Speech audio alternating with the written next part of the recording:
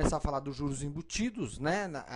É o desenvolvimento do cálculo da prestação fixa, só que a gente vai fazer esse cálculo intuitivamente. A gente vai montar ele, é um cálculo com duas variáveis, e essa história eu conto em toda a aula de matemática financeira quando a gente chega aí na fase do PMT, né? Que é a prestação fixa. Como chegar numa prestação fixa e embutir juro, né? Que essa prestação fixa leve um juro embutido do valor à vista para o valor parcelado. Então eu conto sempre o seguinte, que tem uma pessoa, um cara, que ele é dono de uma pequena empresa, pequena mesmo, ele trabalha sozinho, é bem pequenininha lá, ele fabrica uma máquina, né? Imagine aí uma maquininha que ele vende para outras empresas, a utilização empresarial. Aí é o seguinte, ele vende tudo à vista, a máquina custa R$4.000 cada uma, e ele leva para casa R$1.000, né? Então, o que é isso exatamente? A máquina ele vende por 4, pega 1.000, leva para casa 3.000, ele paga todas as peças, serviço terceirizado que porventura ele faça, tudo. Então, ele está ali no dia a dia dele, levando a vida daquela forma, e chega, a gente vai começar a calcular o seguinte, chega lá um empresário que se instalou na região, porque tem lá um terreno que a prefeitura agora dá incentivo, então é um terreno, um polo industrial que tem ali perto dele.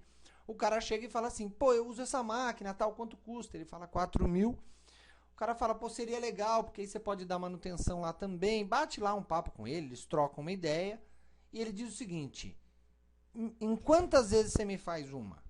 E o cara fala, não, eu não... Geralmente eu tenho isso à vista. Aí ele diz, não, pelo menos em 4 vezes. Você vê que apareceu aqui 1 dividido por 4 igual a 0,25. Então, essa é a incógnita, né? É a variável do tempo. Então, ele diz, pelo menos faça em 4 vezes para mim. É aí que o nosso personagem, que o dono da pequena fábrica, começa a pensar. Puxa, eu podia fazer o seguinte.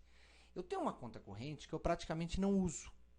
Eu tenho uma que eu uso e outra que tem lá. E eu tenho R$4.000 de limite. Qual a ideia? Eu saco o limite todinho, né? E aí eu finjo que estou vendendo à vista. Eu pego 1.000 do dinheiro sacado, levo para casa. 3.000 eu pago todo mundo. E no passar dos meses eu vou cobrindo essa conta. Só que ele passa lá e pergunta para o gerente o seguinte, quanto de juro eu pago nessa conta corrente? Ele fala 8%. Então você vê aí que a gente dividiu 0,25 do primeiro mês que ele espera para depositar o cheque, dividiu por 1,08, que é o índice de 8%. Ou seja, a gente trouxe aquele primeiro cheque que estava para 30 dias, a gente trouxe a valor presente. Então, o que acontece? O cheque de 0,25, né, a gente está exemplificando, colocou as duas variáveis já misturadas agora, ele vale 0,23. Sabe como é que você pode pensar? Num ambiente sem juros, o cheque que valeria 25% do valor do bem, como ele vai estar um mês para frente, não é para agora, né? E a 8%, então esse cheque só passa a valer desgastado em 8%, trazido a valor presente em 8%, ele só vai valer 23% do bem. Como o banco, nessa conta corrente, nesse limite de conta corrente, ele cobra juro composto, lógico, então eu vou fazer uma sequência de cálculos. Eu vou dividir o 0,23, divido o 0,25 uma vez por 1,08, depois divido novamente para achar o para 60 dias, divido novamente para achar o para 90 dias e a última parcela no quarto mês, 120 dias, eu divido de novo. Mas o que acontece? Eu estou trazendo cada cheque desse para o valor à vista. Então você vê que o cheque do último mês eu dividi sequencialmente por 1,08 todos os meses. Então, sequencialmente quer dizer que eu estou trabalhando com juro composto, né? Eu estou contando a história assim como ela ocorreu, né? Lá ele me cobra juro multiplicando por 1,08 todo mês e aqui eu estou dividindo o valor por 1,08. Mas, nesse ambiente de 8% e 4 vezes, anotem bem isso, 8% e 4 vezes significa que eu tenho duas variáveis para considerar, quanto volta para minha mão? A gente faz o exercício, ó. Continua calculando. 0,23 do primeiro mês, 0,21 do segundo, 0,19, 0,18.